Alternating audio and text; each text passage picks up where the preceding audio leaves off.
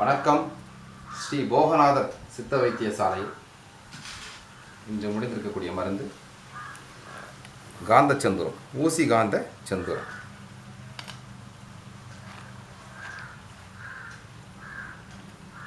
மருந்து அற்புதமாக முடிஞ்சிருக்கு. சித்தர்களால் மனித குலத்திற்கு வழங்கப்பட்ட வரம் இந்த ஊசி காந்த செந்தூரம். இதனுடைய பயன்களை இப்போ பார்ப்போம்.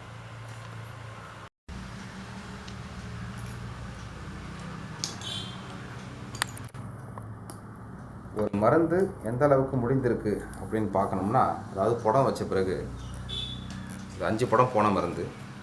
புடம்னா என்ன, புடம் எப்படி போடுறது அப்படின்னு நம்ம முந்தைய வீடியோவில் போட்டிருக்கேன். அதை பார்த்து நீங்கள் தெரிஞ்சுக்கலாம். நம்ம வீடியோவில் இந்த மாதிரி குலவையை வச்ச உடனே இப்படி பூத்து போகணும், நைஸ் ஆகணும். எந்த அளவுக்கு நைஸாக இருக்குது பாருங்கள்.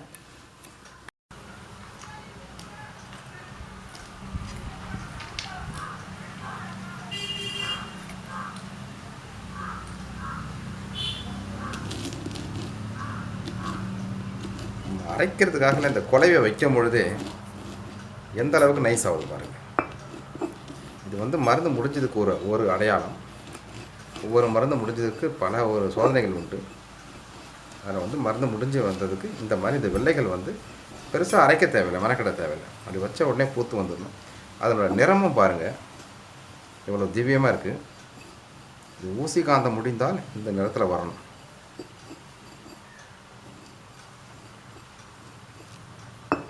இந்த அற்புதமான ஊசி காந்த செந்தூரத்தினுடைய பயன்கள் குறிப்பிட்டு சொல்லணும்னா, தாது விருத்தி. நம்ம தாது புஷ்டி லேகியமெல்லாம் சாப்பிட்றோம் இல்லைங்களா,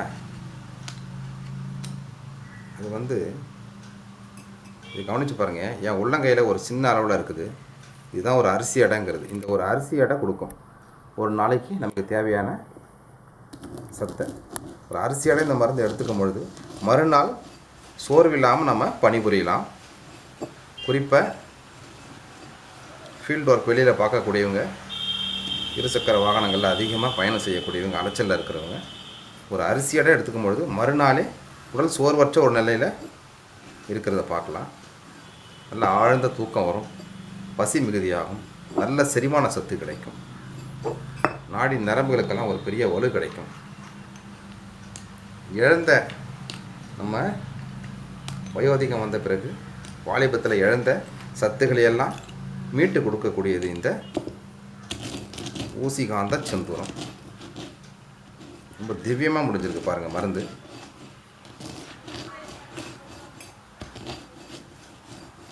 அவ்வளோதான். சும்மா குலையை வைக்கும் பொழுது மருந்து பூத்து இருக்குதுங்கிறது நமக்கு தெரிய வருது. இரத்த குறைபாடு உள்ளவங்க, இரத்த சோகை இருக்கிறவங்க அவங்களாம் எடுத்துக்கலாம். பாண்டு ரோகம், முகோதரம்னு சொல்லக்கூடிய பெருவயிறு, வயிறு பெருத்துக்கிட்டே போகும், தொப்புள் மலர்ந்து நிற்கும், வயிறு கல் மாதிரி ஆகும், கை காலெல்லாம் ஊதும். இந்த பாண்டு ரோகம், மகோதரம் இது எல்லாத்துக்குமே இது தாராளமாக கொடுக்கலாம். லிவர் சம்மந்தப்பட்டது, காமாலை சம்மந்தப்பட்ட நோய்கள், அனைத்து விதமான காமாலைகளுக்கும் கொடுக்கலாம். மஞ்சள் காமாலைன்னு தான் கிடையாது, எல்லா லிவரை சரி பண்ணிட்டோம்னாலே அனைத்து விதமான காமாலை நோய்களும் போகும். அற்புதமான ஒரு மருந்து.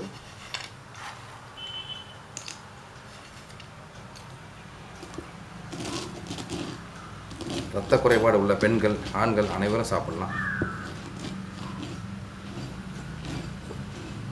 அந்த இரத்த குறைபாடு ஏற்படும் பொழுது, அதாவது இரத்த சோகை ஏற்படும் பொழுது எப்போவுமே படுத்துக்கிட்டே இருக்கணும் போல், தூங்கிக்கிட்டே இருக்கணும் போல் ஒரு சோர்வு இருக்கும் உடலில்.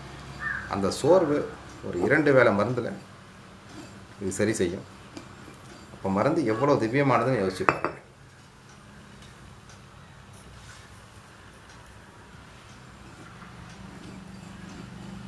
இதில் எந்த ஒரு பக்க விளைவுமே கிடையாது. சித்தர்கள் சொன்ன எந்த ஒரு மருந்தும் அவர்கள் சொன்னவாறே நம்ம சுத்தி செய்து குறை இல்லாமல் அதே மாதிரி நம்ம முடிக்கும்போது எந்த ஒரு பக்க விளைவும் இல்லாமல், எந்த சைடு எஃபெக்டும் இல்லாமல் சின்ன குழந்தை கூட சாப்பிடலாம். அந்த அளவுக்கு முடியும் மருந்து ஊசி காந்த செந்தூரம்.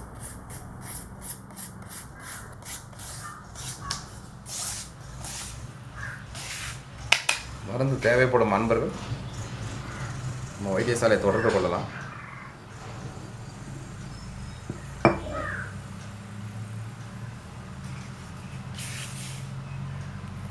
ஒரு நாளைக்கு ஒரு அரிசி எடை போதுமானது. இந்த மருந்து ஒரு நாளைக்கு ஒரு அரிசி எடை போதுமானது.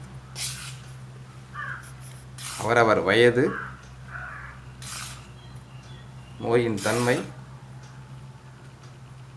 அதற்கு ஏற்றவாறு அனுபானங்கள் மாறும். சிலதை நெய்யில் எடுத்துக்க வேண்டியதாக இருக்கும், சிலதை தேனில் எடுத்துக்க வேண்டியதாக இருக்கும்.